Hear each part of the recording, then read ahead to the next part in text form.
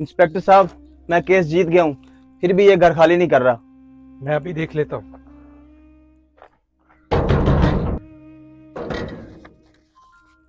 इधर आए। इंस्पेक्टर साहब, बात तो सुने मेरी। मैं आपकी यहाँ पे बात सुनने नहीं आया। ये घर इनका है और फौरन खाली कर दे आप। इंस्पेक्टर साहब, मैं यहाँ पे 20 साल से रह रहा हूँ, मैं नहीं करता खाली। क्यों नहीं खाली करोगे? मैं अदालत से केस जीत कर आया हूँ। मैंने कहा था ना, अदालत नहीं जाना। आपको ये घर अभी खाली करना पड़ेगा, वरना मैं आपको थाने लेके जाऊंगा। जी सर, मैं खाली कर देता हूँ।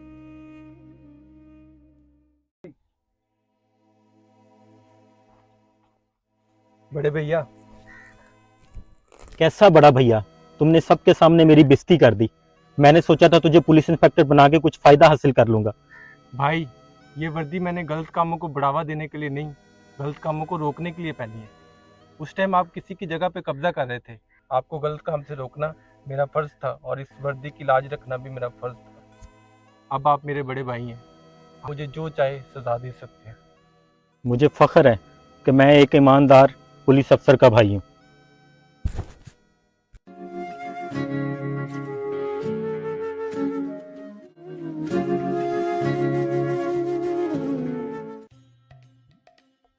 दवाई फड़ा यार, मैं बाढ़ बिछी रहे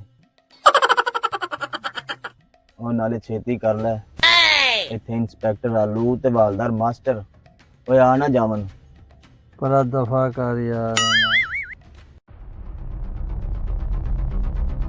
देखी जाएगी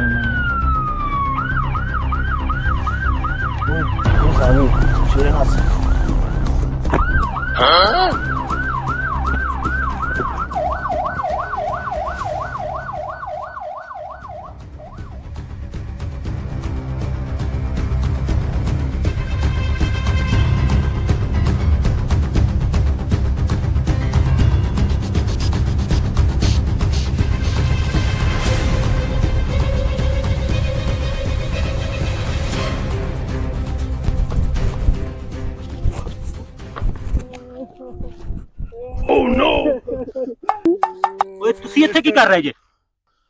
ਉਹ ਜੀ ਸਾਡੇ ਦਾਦੇ ਦੀ ਕਬਰ ਇੱਥੇ ਹੈਗੀ ਹੈ। ਜਦੋਂ ਵੀ ਸਾਨੂੰ ਯਾਦ ਉਹਨਾਂ ਦੀ ਆਉਂਦੀ ਹੈ ਅਸੀਂ ਇੱਥੇ ਆ ਜਾਂਦੇ ਆ। ਓਏ ਦਾਦੇ ਦੀ ਕਬਰ? ਓਏ ਇਹ ਤੇ ਕਿਸੇ ਬੱਚੇ ਦੀ ਕਬਰ ਲੱਗ ਰਹੀ ਏ। ਜੀ ਐਕਚੁਅਲੀ ਨਾ ਸਾਡਾ ਦਾਦਾ ਬਚਪਨ 'ਚ ਹੀ ਫੌਤ ਹੋ ਗਿਆ। ਯਾਰਾ ਕੀ ਕਹਿੰਦੇ ਆ? ਪੰਜਾਬ ਪੁਲਿਸ